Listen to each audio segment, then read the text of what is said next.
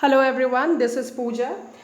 हम लोगों ने गुडविल चैप्टर के ऑलमोस्ट ऑल जितने भी मेथड थे, 3 मेथड थे। हमारे एवरेज प्रॉफिट मेथड था, हमारा सुपर प्रॉफिट मेथड था और हमारा कैपिटलाइजेशन जो मेथड था हमने कंप्लीट कर लिया विथ एग्जांपल। अब मैं आती हूँ very short answer type of question को मैं डिस्कस करने जा रही हूँ, जो कि डॉक्टर एस.के. सिंह बुक से मैं फॉलो कर रही हूँ और ये 2020 एडिशन का बुक है। देखो, इसको पढ़ाने का मेरा मकसद ये है, वन बाय वन एक एक चीज़ मैं इसलिए पढ़ा रही हूँ कि आप बेस्ट एग्ज़ाम दे सको, ठीक है। और साथ एक चीज़ और मैं बोलूँ कि आपका जो जैक बोर्ड है, जो झारखंड अपना बोर्ड है, वो 20 मार्क्स का ऑब्जेक्टिव क्वेश्चन पूछता है, ठीक है। और आपका क्या नाम है, ये बिहार बोर्ड है, वो तो 50 मार्क्स का ऑब्जेक्टिव क्वेश्चन पूछता है। तो सिर्फ हम न्यूमेरिकली करें पर्टिकुलर हर चैप्टर से, इट्स नॉट एनफ। न्यूमेरिकल के साथ साथ थ्योरेटिकल भी करोगे तो आपके लिए इम्पॉर्टेंट है, वो एग्ज़ाम में आएगा ही आएगा। तो जो हमारे क्वेश्चन मतलब कम से कम 16 क्वेश्चन दिए हुए हैं, very short answer type of question, उसको मैं आज डिस्कस करूँगी। और कुछ ऑब्जेक्टिव क्वेश्चंस दिए हुए हैं वो भी मैं डिस्कस करूँगी। और जब आपका एग्ज़ाम आएगा, जो भी आपका, देखो लॉकडाउन कब तक कंटिन्यू रहती है, आई डोंट नो ऑल्सो, और कब स्कूल खुलेंगे, कब कोचिंग्स खुलेंगे, आई डोंट नो। तब तक अपना बेसिक मजबूत करते रहिए। और जो मेरा चैनल है ई कॉमर्स जोन, उसके साथ आप बने रहिए कंटिन्यू, ठीक है। इतनी तो जिम्मेदारी मैंने ली है कि मैं अकाउंट और इको हर हाल में कंप्लीट करूँगी ही करूँगी। और जब पूरा चैप्टर कंप्लीट हो जाएगा तब पर्टिकुलर ऑब्जेक्टिव के साथ थ्योरेटिकल क्वेश्चन आफ्टर 5-6 मंथ मैं डिस्कस करूँगी, ठीक है। So let's continue. पहला जो हमारा क्वेश्चन है वो कहता है ख्याति क्या है, व्हाट इज गुडविल। आपको कैसे आंसर करना है, देखो यहाँ पे जरूरी नहीं है कि जो किताब में लिखा हुआ है वही सेम टू सेम आपको आंसर करना है, बट कंसेप्ट आपका क्लियर वहाँ पे दिखना चाहिए जो आप एग्जाम में लिखोगे, ठीक है। तो कहता है गुडविल किसी फर्म की प्रसिद्धि, जैसे कि ये जो वर्ड है यहाँ पे प्रसिद्धि का मूल्य है। हम इतना तो जानते हैं कि प्रसिद्धि है, फेमस है, ठीक है ना, मार्केट में उसकी बहुत ज़्यादा प्रेस्टिजियस है। बट उस हम जो क्योंकि हम लोग तो ट्रीटमेंट अकाउंटिंग का करते हैं, तो बेसिकली हम लोग क्या करते हैं, गुडविल का यहाँ पे एक वैल्यू लगाते हैं, एक मूल्य लगाते हैं, कीमत लगाते हैं, ठीक है। तो गुडविल किसी भी फर्म का, यहाँ पे हम मालिक का गुडविल के बारे में बात नहीं कर रहे हैं, हम यहाँ पे किसी पर्टिकुलर फर्म की प्रसिद्धि का मूल्य है जो इसे निवेश पर सामान्य लाभ की अपेक्षा अधिक लाभ अर्जित करने में समर्थ बनाता है। अगर किसी फर्म का गुडविल बहुत अच्छा है, उसकी गुडविल अगर है, तो इसका मतलब है कि जो उस फर्म में सामान्य लाभ होती है उससे थोड़ा अधिक वो फर्म अर्जित लाभ करता है, ज़्यादा करता है, उस अपने गुडविल के बेस पर वो सामान्य लाभ से ज़्यादा अर्जित करता है। तो फाइनली हम कह सकते हैं ख्याति किसी फर्म की प्रसिद्धि का मूल्य है जो इसे निवेश पर सामान्य लाभ की अपेक्षा अधिक लाभ अर्जित करने में समर्थ बनाता है, ठीक है। दूसरा क्वेश्चन कहता है गिव 2 फीचर्स और कैरेक्टरिस्टिक्स ऑफ गुडविल। ख्याति की 2 विशेषताएं दीजिए अथवा और करके ख्याति किस प्रकार की संपत्ति है, what kind of asset is goodwill. सबसे पहला देखो, what kind of asset is goodwill, तो आप जानते हो अच्छे से ख्याति एक कृत्रिम एवं अदृश्य संपत्ति है। इंग्लिश में ये क्या है, इंटेंजिबल एसेट है, कृत्रिम और क्या है, अदृश्य संपत्ति है, ठीक है।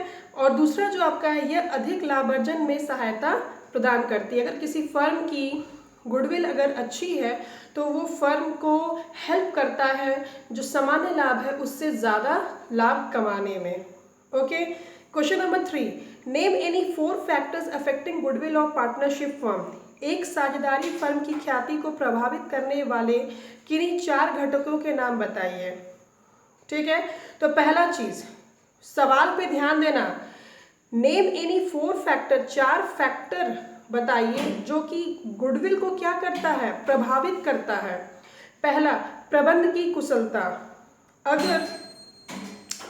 अगर मैनेजमेंट बिजनेस का अच्छा होगा तो गुडविल और अच्छा होगा, ठीक है। अगर मैनेजमेंट बिजनेस की अच्छी नहीं होगी तो गुडविल ऑब्वियसली डाउनफॉल में जाएगी, ठीक है। व्यवसाय का अनुकूल स्थान, जो आपका बिजनेस है वो सही स्थान पर, ये नहीं कि आपने कहीं जंगल गांव देहात में खोल रखा है और इमेजिन करोगे वहाँ से कि मेरा गुडविल बहुत अच्छा हो जाए, तो ऐसा पॉसिबल नहीं है। आपका जो प्रोडक्ट है उसके अनुसार वो जगह, स्थिति, प्लेस सही होना चाहिए। व्यवसाय की प्रकृति, आपके जो बिजनेस है उसका नेचर क्या है, उसकी प्रकृति क्या है, और बाजार की स्थिति, ये चारों जो फैक्टर्स हैं वो कहीं ना कहीं गुडविल को क्या करते हैं, प्रभावित करते हैं। ओके, क्वेश्चन नंबर 4 देखोगे, ख्याति के मूल्यांकन की किन्हीं 2 या 3 विधियों के नाम बताइए। 3 विधि हमने ऑलरेडी पढ़ रखे हैं। Name any 2-3 method of valuation of goodwill. Number 1 औसत लाभ विधि, एवरेज प्रॉफिट मेथड। दूसरा अधिलाभ विधि, सुपर प्रॉफिट मेथड। तीसरा क्या है, लाभ की पूंजीकरण विधि, that is your capitalization method. Clear है? थोड़ा सा मैं स्क्रीन पे देख लूँ आपके क्वेश्चन क्लियर आ रहे हैं कि नहीं आ रहे हैं। यस, चलो आगे देखते हैं। ये आपका हो गया क्वेश्चन नंबर 4। क्वेश्चन नंबर 5 देखोगे, कहता है how is goodwill valued under the average profit method. Goodwill जो है एवरेज प्रॉफिट मेथड के तहत कैसे वैल्यू की जाती है। औसत लाभ विधि के अंतर्गत ख्याति का मूल्यांकन किस प्रकार किया जाता है।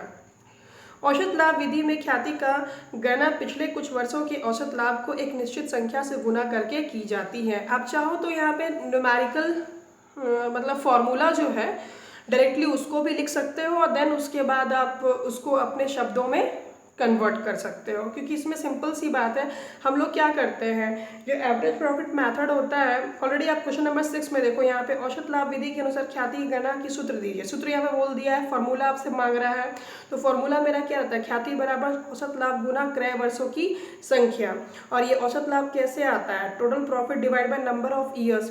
तो आप जो क्वेश्चन नंबर 5 का जो आंसर है, ये जो पूरा आपका थ्योरी में जो लिखा हुआ है, आप चाहो तो एग्जाम में इसको क्या बोलते हैं, ऐसे करके आप सूत्र लिख दीजिए, फार्मूला लिख दीजिए, फार्मूला के बाद अपने शब्दों में इसको लिख सकते हो, तो भी आंसर आपका 100% सही होगा।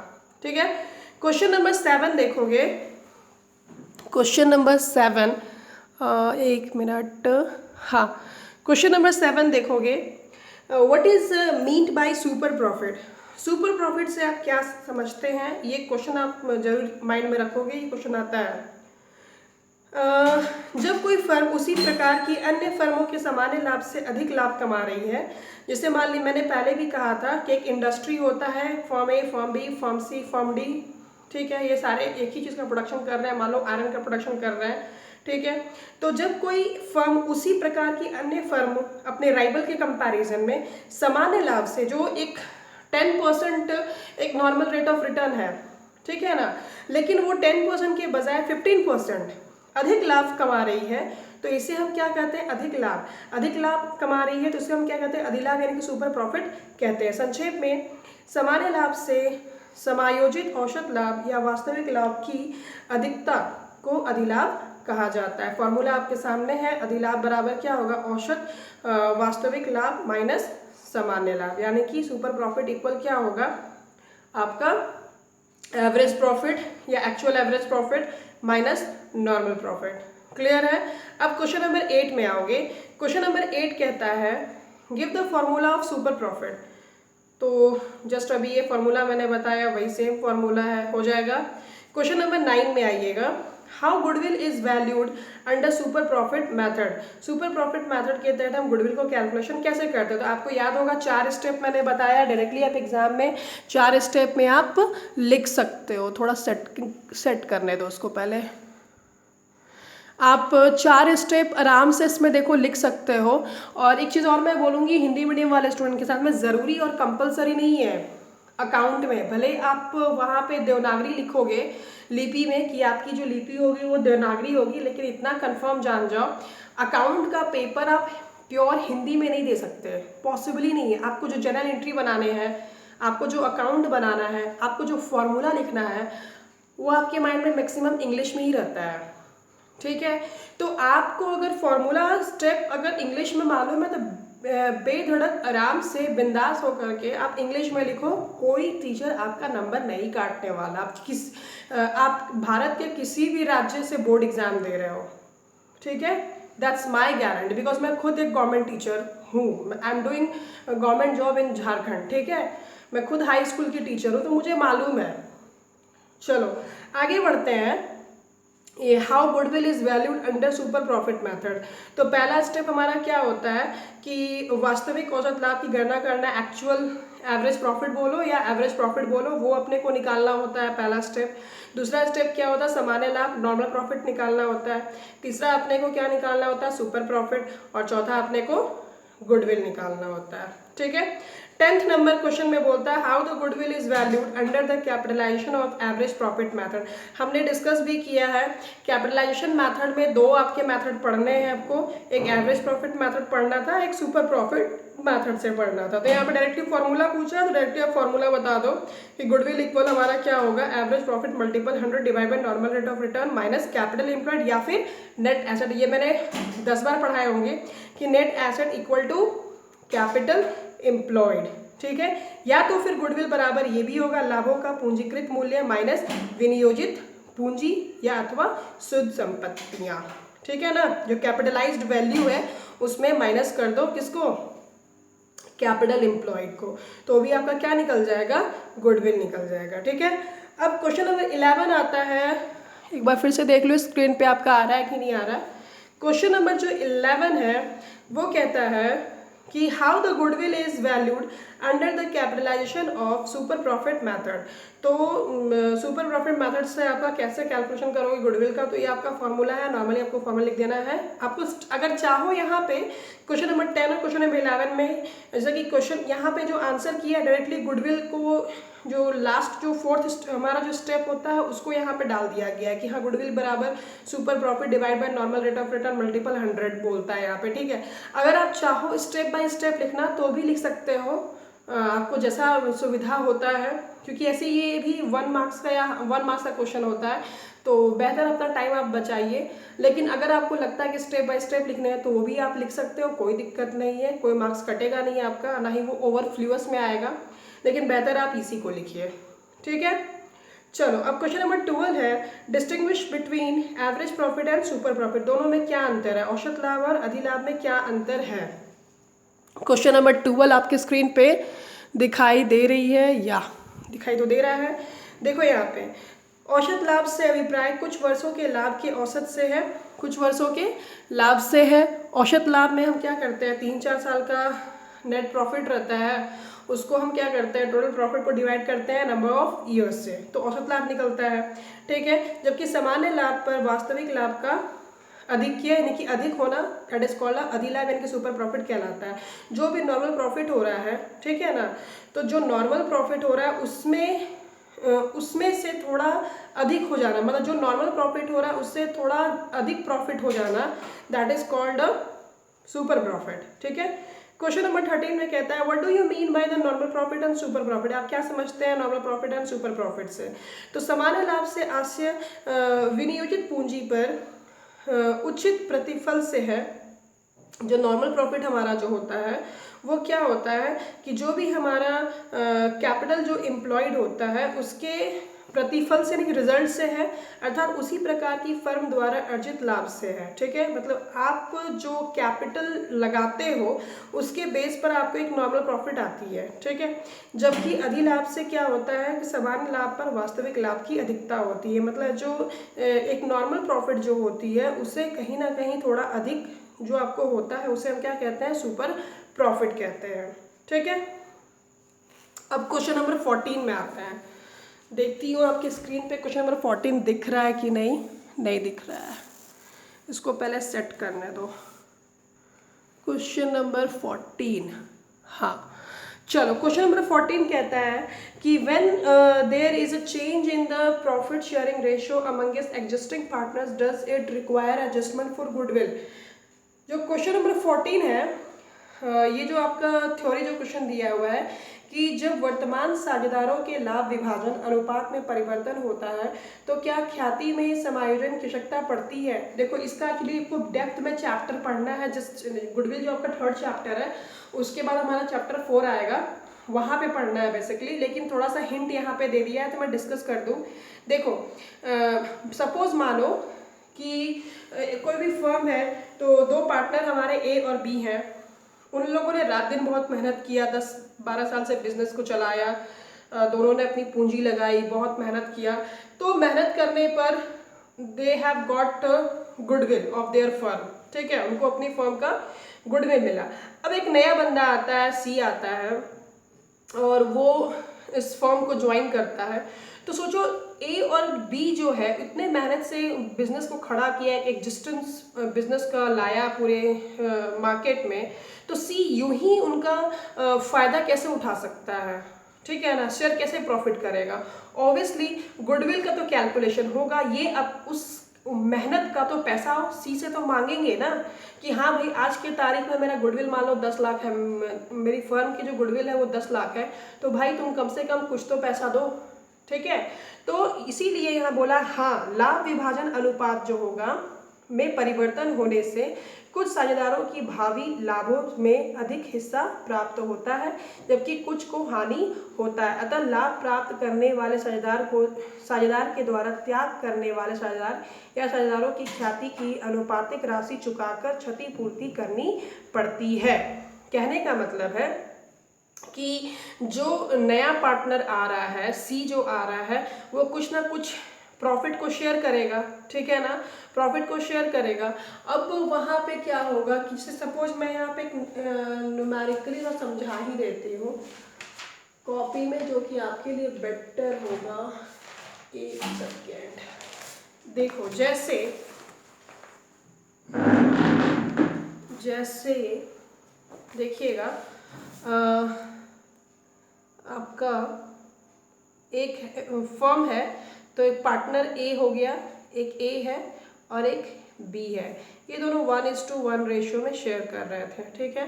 सपोज दैट कि इनके बिजनेस में जो प्रॉफिट हो रही थी वो हुआ 90 रुपया, ठीक।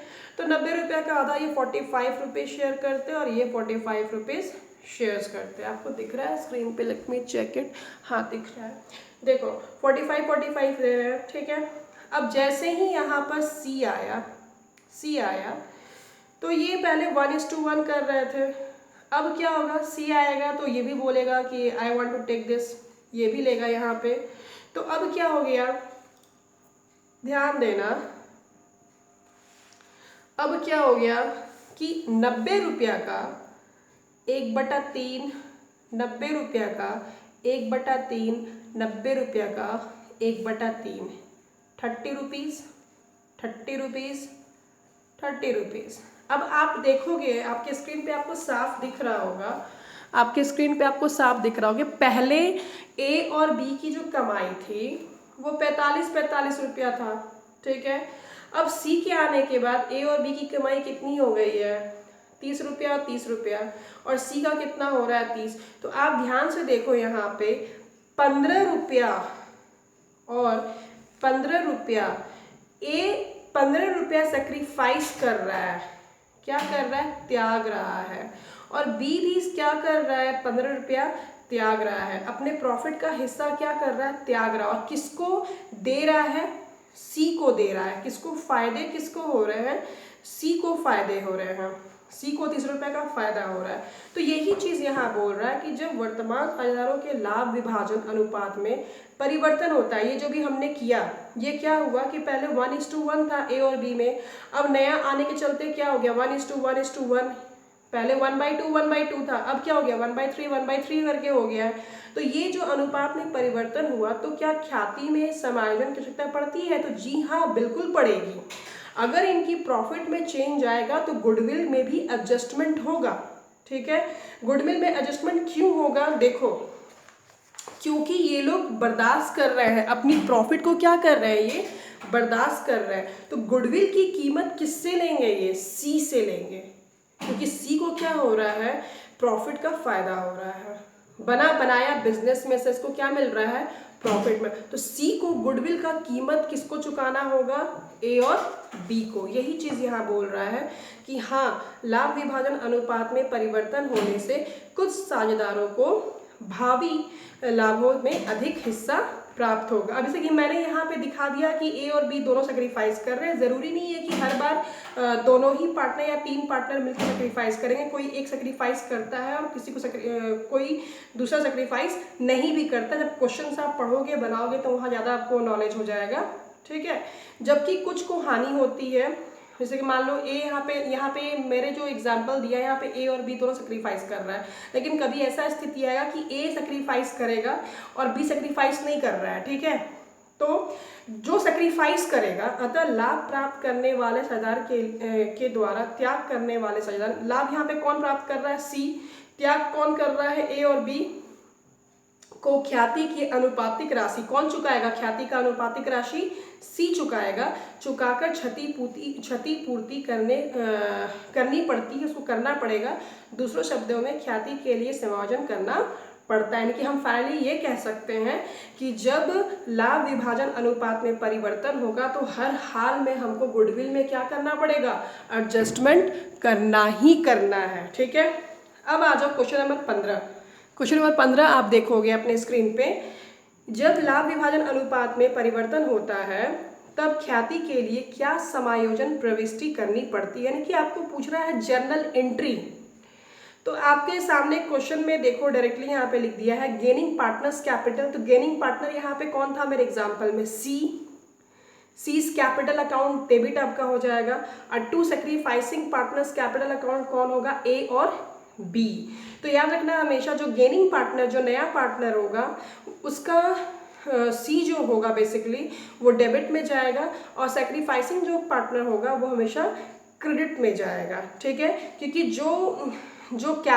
जो सी जो गुडविल का अमाउंट पे कर रहा है, किसको पे कर रहा है, पुराने वाले पार्टनर, यानी कि सॉरी इट्स नॉट पुराने वाले पार्टनर ही बोल सकते हो, बट बेसिकली यहाँ पे सेक्रीफाइसिंग पार्टनर बोलना है। ए और बी जो सेक्रीफाइस कर रहे हैं, क्योंकि देखो पुराने वाले पार्टनर मैं बोलूँगी तो वहाँ मिस्टेक ये हो जाएगा, जैसे कि अभी मैंने बोला कि मान लो ए सेक्रीफाइस कर रहा है बट बी नहीं कर रहा है, सारे पार्टनर जरूरी नहीं कि सेक्रीफाइस करेंगे, ठीक है, कोई एक करेगा, तो वहाँ पे पुराने को नहीं वर्ड बोल सकते, इसलिए सेक्रीफाइसिंग वर्ड बोलना बेहतर आपके लिए होगा। तो जो सेक्रीफाइस कर रहा है उसको गुडविल का राशि चुकाया जा रहा है, तो उसकी कैपिटल क्या हो जाएगी, बढ़ेगी। तो जब भी कैपिटल बढ़ती है तो क्या होता है, क्रेडिट साइड में जाता है, ठीक है। और जो गेनिंग पार्टनर है वो कैश लेकर आएगा, चाहे जो भी लेकर आएगा वो कैश या एसेट लेकर के आएगा, मतलब कैपिटल के रूप में, और गुडविल का अपना प्रीमियम देगा, ठीक है। तो इसके बारे में ज़्यादा बेहतर आप नेक्स्ट चैप्टर में और अच्छे से डिस्कस कर पाओगे। बस इतना आप ध्यान डिस्कस हम लोग करेंगे, बस इतना भी ध्यान में रखो कि गेनिंग पार्टनर कैपिटल अकाउंट हमेशा डेबिट होता है और सेक्रीफाइसिंग पार्टनर कैपिटल अकाउंट हमेशा क्रेडिट होता है, ठीक है। क्वेश्चन नंबर 16 देखोगे, क्वेश्चन नंबर 16 आप देखोगे यहाँ पे कहता है कि explain 3 factors affecting goodwill. 3 factor बताइए जो गुडविल को अफेक्ट करता है। अभी हमने एक क्वेश्चन भी पढ़ा था क्वेश्चन नंबर 3 में, बट यहाँ थोड़ा सा डिस्क्राइब किया हुआ है। जैसे फेवरेबल लोकेशन, अनुकूल स्थान, यदि व्यवसाय अनुकूल स्थान पर स्थित रहे तो ऐसे व्यवसाय की ख्याति अधिक हुआ करती है, ठीक है। अगर फेवरेबल लोकेशन पर है तो अगर बिजनेस अगर आपका फेवरेबल लोकेशन पर है तो ऑब्वियसली वहाँ पे गुडविल का बहुत अच्छा फायदा होगा आपको। दूसरा है कैपिटल रिक्वायर्ड, अगर यदि दो व्यवसायों में लाभ की दर समान हो और एक से दूसरे की तुलना में कम पूंजी की आवश्यकता पड़ती है तो कम पूंजी वाली व्यावसायिक संस्था की ख्याति अधिक होगी। मैंने पहले ही आपको क्लियर किया, एक बार डिस्कस किया था इसके बारे में कि मान लो फर्म ए और फर्म बी है, राइट। अगर फर्म ए 10 लाख लगा करके मान लो कुछ सपोज 10 लाख लगा करके मान लो 1 लाख, सपोज दैट मान लो कि 1 लाख रुपया कमाता है, ठीक है। और जो फर्म बी है वो मात्र 6 लाख रुपया लगा करके मान लो वो 1 लाख कमाता है, तो बेहतर कौन सा होगा, फर्म बी, क्योंकि फर्म बी में पूंजी क्या है, कम लगा हुआ है और प्रॉफिट वही हो रहा है, ठीक है। तो ऐसी स्थिति में बोल रहा है कैपिटल रिक्वायर्ड के बेस में। और थर्ड है आपका, मतलब कि देखो यहाँ पे कैपिटल रिक्वायर्ड में बेसिकली क्या बोला मैंने कि फर्म ए जो है उसने 10 लाख लगा करके 1 लाख रुपया कमाया और फर्म बी जो है वो 6 लाख लगा करके 1 लाख कमा रही है, तो गुडविल यहाँ पे किसकी अच्छी है, अधिक किसकी है, तो फर्म बी की ना अधिक हो गई, क्योंकि उसने पूंजी कम लगाया, पूंजी कम लगा करके जो प्रॉफिट है नॉर्मल जो चल रहा है उसमें उसने कमाया है, ठीक है। क्वेश्चन नंबर थर्ड जो है आपका, थर्ड नंबर जो है आपका प्रबंध कुशलता, एफिशिएंसी ऑफ मैनेजमेंट। कुशल प्रबंध, मैंने पहले ही बोला है कि आपकी अगर मैनेजमेंट पर अगर एफिशिएंसी है, अच्छाई है, ठीक है, तो आपका लाभ में अभिवृद्धि करता है जिससे संस्था की ख्याति के मूल्य में वृद्धि हो जाती है। अगर मैनेजमेंट बहुत अच्छा है, मैनेजमेंट अच्छे से काम कर रहा है, क्लास 12 के जो बीएसटी आपका जो है बिजनेस स्टडीज़ जो है क्लास 12 का, उसमें आप पढ़ोगे भी चैप्टर 1 चैप्टर 2 इवन पूरा 50 मार्क्स जो आपका पार्ट 1 है पूरा मैनेजमेंट के बारे में ही डिस्कस किया है, ठीक है। तो अगर बिजनेस की मैनेजमेंट बहुत अच्छी होती है तो बिजनेस का गुडविल भी बहुत अच्छा होगा, प्रॉफिट, गुडविल मतलब प्रॉफिट अच्छा होगा तो गुडविल भी अच्छी होगी। सो मैंने आज जो क्वेश्चन डिस्कस किए हैं very short answer type of question, I think आपको बहुत कुछ क्लियर हो गया होगा। इसमें घुमा फिरा करके एक ही चीज़ को पूछा जा रहा है, गुडविल क्या होता है, गुडविल एसेट है, किस टाइप का एसेट है, फिर गुडविल के कौन कौन से जो है क्या बोलते हैं घटक प्रभावित कर सकते हैं उसके बारे में डिस्कस किया जा रहा है, इसके कितने मेथड होते हैं उसके बारे में डिस्कस किया गया है, इसके मेथड का जो फॉर्मूला है वो डिस्कस किया है, तीनों मेथड में क्या अंतर है उसके बारे में डिस्कस किया है। मैं बोलूँगी जो क्वेश्चन नंबर 14 और क्वेश्चन नंबर 15 है इसको हम लोग डेप्थ में बहुत अच्छे से आने वाले नेक्स्ट चैप्टर में पढ़ेंगे, बिकॉज यहाँ पे बस थ्योरी दिया हुआ है, एक हाईलाइट, इवन ये जो टॉपिक है इस चैप्टर का है भी नहीं, बस दे दिया है तो मैंने डिस्कस कर दिया, इसके बारे में हमको डेप्थ नेक्स्ट वाले चैप्टर में डिस्कस करना है। अब मैं आपको कुछ टास्क देती हूँ, आप ऐसा करो, ये आपको कुछ ऑब्जेक्टिव टाइप ऑफ क्वेश्चंस दिख रहे होंगे, 1 मिनट, हाँ आपको क्वेश्चन दिख रहे हैं यहाँ पे, आप इसको स्क्रीनशॉट ले लेना, 1 से लेकर के 6 तक क्वेश्चन है, आप इसको हर हाल में पहले सॉल्व करो और कमिंग नेक्स्ट वीडियो में मैं इसको डिस्कस करूँगी, ठीक है। सॉल्व करके रखना, जब मैं इसका सोल्यूशन दूंगी तो आपके अंदर कॉन्फिडेंस है कि हाँ जो मैंने पहले से बनाया हुआ था वो मेरा आंसर सही है और तरीका ही मेरा सही है। आप घर पे स्टडी करिए, as much as you can do study. So thank you so much, God bless you all.